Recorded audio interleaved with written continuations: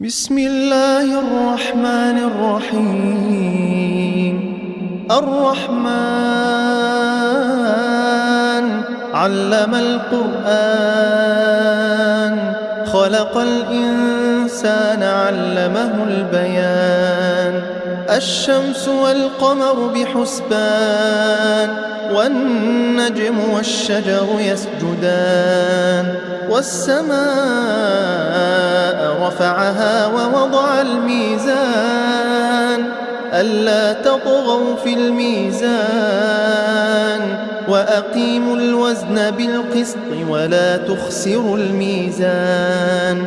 والأرض وضعها للأنام، فيها فاكهة والنخل ذات الأكمام، والحب ذو العصف والريحان.